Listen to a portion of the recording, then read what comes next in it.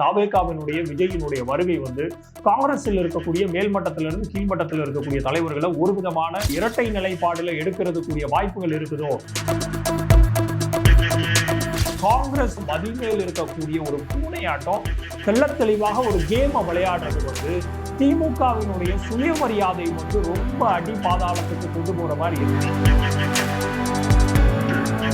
திமுக காங்கிரஸ் கூட்டணி 2026 தேர்தலில் ஒற்றுமையாக சந்திக்குமா அப்படிங்கிற பெரும் கேள்வி எழுந்திருக்கிறது. ஏன்னா மிக முக்கியமாக திமுகவினுடைய சுயமரியாதையை காங்கிரஸ் சோதிப்பதாக ஒரு விதமான செய்திகள் வந்து கொண்டிருக்கிறது. எது எப்படியோ இதை பத்தின ஒரு தெளிவான காணொலியாக இந்த காணொலி இருக்கும். தொடர்ந்து இணைந்திருக்கும். Powering enterprise networks and data centers. Design, deploy, secure, manage. Cavio, your infrastructure partner. Visit our website. Contact Cavio today.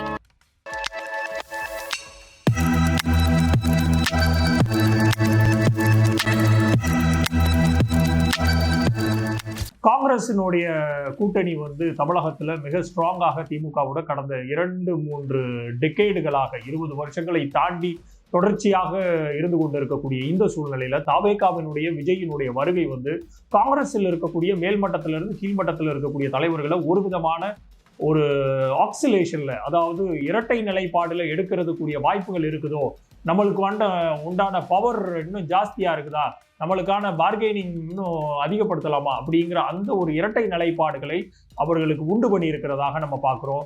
இது திமுகவினுடைய அதர் கூட்டணியினுடைய கட்சிகளாக பார்க்கப்படுகிற விசிகாவாக இருக்கட்டும், கம்யூனிஸ்டுகளாக இருக்கட்டும், இல்லை முஸ்லீம் லீக்கள் போன்ற கட்சிகளாக இருக்கட்டும், விடுதலை சிறுத்தைகளாக இருக்கட்டும், எல்லாருமே இன்டாக்டா ஆமா நாங்க 4-5 தொகுதிகள் எக்ஸ்ட்ரா கேட்கிறோம், ஆனால் கூட்டணி உறுதியாக திமுகவுடன் தான் அப்படிங்கிற அந்த ஒரு நிலைப்பாட்டை அண்ணன் தொல் திருமாவளவன் உட்பட, கம்யூனிஸ்ட் தலைவர்கள் உட்பட, மதிமுக உட்பட, முஸ்லீம் லீக் தலைவர்கள் உட்பட, தமுமுக உட்பட எல்லாருமே அறிவித்தாகிவிட்டது. ஆனால் காங்கிரஸ் மட்டும் அந்த இரட்டை நிலைப்பாடுல மதிமேல் இருக்கக்கூடிய ஒரு பூனையாட்டம் தெள்ள தெளிவாக ஒரு கேம விளையாடுறது திமுகவினுடைய சுயமரியாதை ரொம்ப அடி பாதாளத்துக்கு கொண்டு போற மாதிரி இருக்குதுன்னு இணையத்துல இருக்கக்கூட உடன்பிறப்புகள் அத்தனை பேரும் கொந்தளிச்சுக்கிட்டு இருக்கிறத நம்ம பார்க்கிறோம்.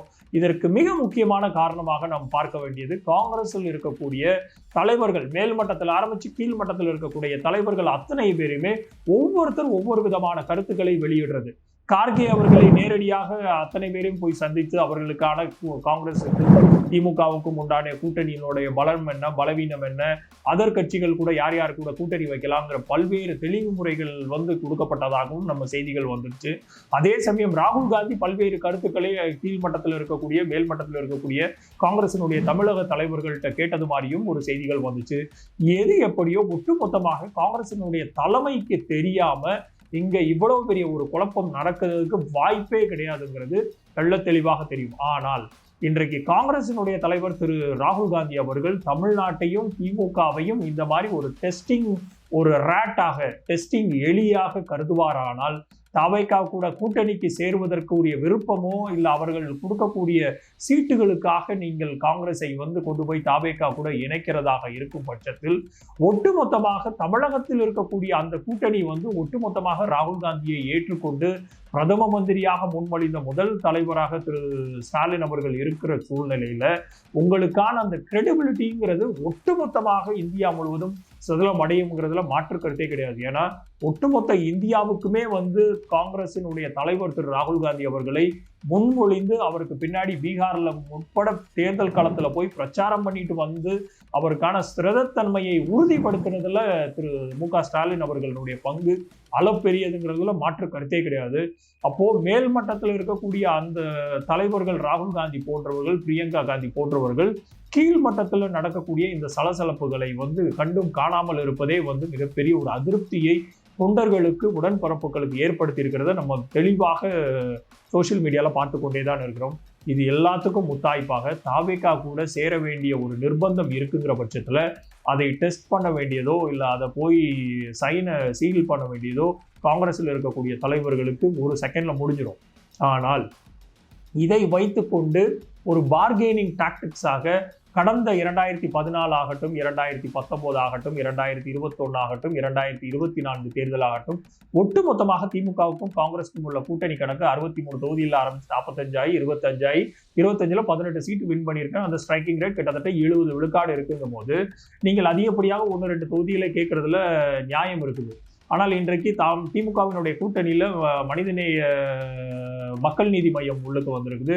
அது போக இன்னும் பல கட்சிகள், தேமுதிக போன்ற கட்சிகள் உள்ளுக்கு வருது, எஸ்டிபிஐ போன்ற கட்சிகள் உள்ளுக்கு வருதும் போது ஒட்டுமொத்தமாக ஈவன் திமுகவே தனக்கான சீட்டுகளை கொஞ்சம் குறைத்து கொண்டுதான் இந்த வாட்டி தேர்தல் களம் காண போகிறார்கள் அப்படிங்கிற செய்திகள் வந்து கொண்டு இருக்கும்போது, காங்கிரஸ் 25 போன வாட்டி தொகுதியில இருந்து 45 தொகுதிகள் கேட்பதாகவும் 35க்கு கீழே இறங்கி வர்றதுக்கு தயக்கம் காட்டுவதாகவும் ராஜ்யசபா சீட் போன்ற பல்வேறு டிமாண்டுகளை திமுகவிடம் வைப்பதற்கு காரணம் தாவேக்காங்கிற ஒரு ஆப்ஷன் எங்களுக்கு இருக்குங்கிற அந்த ஒரு கணக்கை வைத்துக்கொண்டு அப்படிங்கிறத தெள்ள தெளிவாக இந்தியன் எக்ஸ்பிரஸோட பேட்டிக்கு கிரீஷ் ஷோடிங்கர் தெள்ள தெளிவாக கூறுகிறார். அப்போ ஒரு மதிமேல் இருக்கக்கூடிய ஒரு பூனையாக கவுன்சிலர் எலெக்ஷனை கூட இன்னும் சந்திக்காத ஒரு இடைத்தேர்தலையும் ஒரு பொது தேர்தலையும் நாடாளுமன்ற பொது தேர்தலையும் இடது கையால நகட்டி விட்டுட்டு கட்சி ஆரம்பிச்சு 2 வருஷமாக சும்மா இருந்த ஒருத்தரை நம்பி காங்கிரஸ் போன்ற பேரியக்கங்கள் போய் எங்களுக்கு 15 விழுக்காடு வாக்கு இருக்குது, 20 விழுக்காடு வாக்கு இருக்குதுன்னு சொல்லியிருக்கிறாரு திரு கிரீஷ்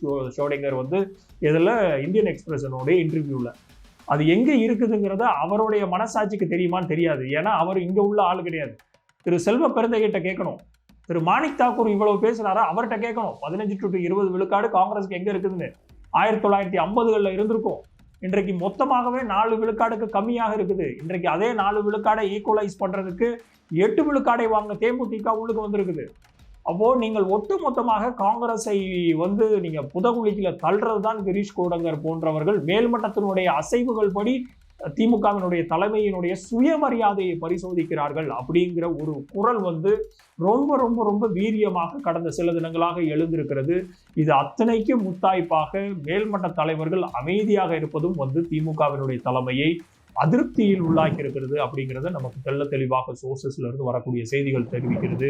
எது எப்படியோ திமுகவுக்கும் காங்கிரசுக்குமான ஒரு உடன்படிக்கைகள் கையெழுத்தாகுதோ இல்லையோ, காங்கிரஸ் என்றைக்குமே திமுகவினுடைய தலைமையில பலம் பொருந்திய ஒரு கட்சியாக அதற்குரிய சீட்டை 18 சீட் வாங்கினாலும் 18ஐ வின் பண்ணக்கூடிய 100% ஸ்ட்ரைக்கிங் ரேட் இருக்கக்கூடிய ஒரு கூட்டணியில இருக்கிறதை காட்டிலும் அவர்கள் தாவேக்காவை தீர்மானிக்கணும் அப்படின்னு நினைச்சாங்கன்னா திமுகவினுடைய உடன்பிறப்புகள் ஒட்டுமொத்தமாக கொந்தளிச்சுக்கிட்டு இருக்கிற மாதிரி சோசியல் மீடியாவில் சொல்லணும்னா விட்டா போயிட்டு போறாங்க. அவங்க நம்மளுக்கு எக்ஸ்ட்ரா லக்கேஜ் தான், அவங்கள தூக்கிக்கிட்டு தான் நம்ம சுமந்து அவங்களுக்காக நம்ம தான் வேலை பார்க்க வேண்டி இருக்குது கீழே. அவங்களோட காங்கிரஸ் தொண்டர்கள் யாருமே ஃபீல்டுக்கு வரமாட்டாங்கிறது நிதர்சனமான உண்மையா இல்லைங்கிறது உடன்பிறப்புகளுடைய கூற்று. அது காங்கிரசினுடைய தோழர்களுக்கும் தெரியும்.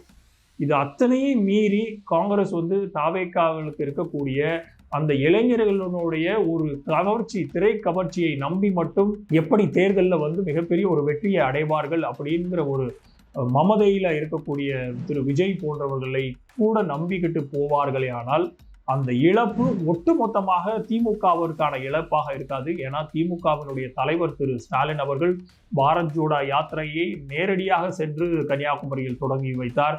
பீகாருக்கு காங்கிரசினுடைய அழைப்பின் பேர்ல மிக முக்கியமாக தேர்தல் பணியாற்றுறதுக்கு பிரச்சாரத்திற்காக சென்றார். பல இடங்கள்ல இந்தியாவிற்கான முகமாக பாசிசத்திற்குரிய முகமாக ராகுல் காந்தி அவர்களை முன்னிறுத்தினதுல மிக மிக மிக முக்கியமான தலைவர் திரு ஸ்டாலின் அவர்கள். அப்பேற்பட்ட ஒரு தலைவருக்கு காங்கிரஸ் இப்பேற்பட்ட ஒரு சுயமரியாதைக்கு இழுக்கு வர்ற மாதிரி எந்த ஒரு விஷயத்தை செய்வார்களே ஆனால் அது ஒட்டுமொத்தமான காங்கிரசுக்கு மிகப்பெரிய ஒரு இழப்பு. இதே சூழ்நிலை தான் பீகாரிலையும் மகாராஷ்டிராலையும் ஏற்பட்டு ஒட்டுமொத்தமாக ஆட்சியை அமைக்க முடியாததுக்கு காரணம் பகிரங்கமாக நானே குற்றம் சாட்டுறேன். ஏன்னா டேட்டா அவ்வாறு தான் தெளிவாக கூறுகிறது. நம்மளுடைய சக்தி என்ன, நம்மளுடைய தட்டுல நம்ம வைக்கக்கூடிய சோத்தை நம்மளால சாப்பிட்றதுக்குரிய திராணி இருக்குதா, தெம்பு இருக்குதா, நம்மளுக்கு உடலுக்குள்ள போயிருக்கு, அது ஜீரணமாகுமா அப்படிங்கிற அந்த கணக்கு நம்ம மைண்டுக்கும் நம்ம வாய்க்கும் தான் தெரியணும். தட்டு ஃபுல்லா சோத்தை போட்டுக்கிட்டு நம்மளால 2 வாய்க்கு மேல சாப்பிட முடியலன்னா அது வேஸ்ட். அது மாதிரிதான் காங்கிரஸ் இந்த அனாலஜியை புரிந்து கொள்ள வேண்டும். நேரடியாக உங்களுக்கு நேர் உதாரணம் பீகாரும் மகாராஷ்டிராவும் இருக்குது. நடந்து முடிந்த சட்டப்பேரவை தேர்தல்களில் நீங்கள் கூட்டணி சேர்ந்தவர்கள்ட்ட நீங்க வைக்கக்கூடிய டிமாண்டும் அவர்கள் அதற்காக உடன்படிக்கையை ஏற்படுத்தி கொண்டு உங்களுக்காக அதை நிவர்த்தி செய்து கடைசியில ரீஜனல் பார்ட்டி பவருக்குள்ள போகவே முடியாத லெவலுக்கு ஆகிறது தான் வரலாறாக இருந்து கொண்டிருக்கிறது. காங்கிரஸ் உயிர்ப்புடன் இருக்கக்கூடிய மாநிலத்துல தமிழ்நாடு மிக முக்கியமான மாநிலம். அதற்கு தெரிந்தோ தெரியாமலோ அறிந்தோ அறியாமலோ திமுகவினுடைய கூட்டணியில பகிரங்கமாக நான் சொல்றேன். ஏன்னா பல டேட்டாக்கள் தெள்ள தெளிவாக 1950களில் ஆரம்பிச்சு அவர்களுடைய ஆட்சி கட்டில் அண்ணா அவர்களுக்கு மாறினதுக்கு அப்புறம் காங்கிரஸினுடைய வாக்கு வங்கிகள் வரிசையாக கம்மியாயிருக்கு. இன்றைக்கு 4 விழுக்காடுக்கு கம்மியா போறதுக்குரிய வாய்ப்புகளும் திமுகவுடைய கூட்டணியில இல்லைன்னா மிக முக்கியமாக நடக்கும் அப்படிங்கிறதான நிதர்சனமான உண்மை. அப்போ தொண்டர்களே இல்லாமல் எந்தவித வலிமையும் பூத் கமிட்டி போடுறதுக்குரிய வாய்ப்புகளே இல்லாத இடத்துல இருக்கக்கூடிய காங்கிரஸ் திமுக போன்ற ஒரு பேர் இயக்கத்தை இப்பேற்பட்ட ஒரு சுயமரியாதையோட பரிசோதனையை செய்வார்களே ஆனால் அந்த இழப்பு ஒட்டுமொத்தமான காங்கிரஸுக்கும் அதல பாதாளத்துக்கு எப்படி நார்த் இந்தியாவில் துடை தெரியப்பட்டிருக்கிறதோ காங்கிரஸ், அது போன்ற ஒரு சூழ்நிலையை தமிழகத்திலும் சந்திக்க வேண்டிய சூழ்நிலைகள் வரும். ஸோ மண்குதிரையை நம்பி ஆற்றுல இறங்கின கதையை திரு ராகுல் காந்தி அவர்கள் செய்ய போகிறாரா அப்படிங்கிறதை தெள்ள தெளிவாக இன்னும் ஓரிரு தினங்கள்ல நம்மளுக்கு தெரிய வரும். எது எப்படியோ திமுகவுடைய கூட்டணி கொள்கை சார்ந்த கூட்டணியாக, வலிமையான ஒரு கூட்டணியாக, சீட்டுகள் முன்ன பின்ன இருந்தா கூட நாங்கள் அட்ஜஸ்ட் பண்ணிக்கிடுவோம், நாங்கள் பேச்சுவார்த்தை நடத்திக்கிடுவோம் அப்படிங்கிற ரொம்ப ஒரு கண்ணியமான கூட்டணி தலைவர்களாக இருக்கக்கூடிய அத்தனை கூட்டணிகள் மத்தியில காங்கிரஸ் இன்றைக்கு எடுத்து வைத்திருக்கக்கூடிய இந்த ஒரு விபரீதமான விளையாட்டு அவர்களுக்கு என்ன பலனை கொடுக்க போகுது அப்படிங்கிறதை உள்ளபடியே தமிழக மக்கள் போன்று நானும் அவளுடன் காத்து கொண்டிருக்கிறேன். மற்றும் ஒரு காணொலியில் உங்கள் அத்தனை பேரையும் சந்திக்கிறேன். தொடர்ந்து இணைந்திருங்கள் லீடர்ஸ் சேனலுடன். நன்றி, வணக்கம்.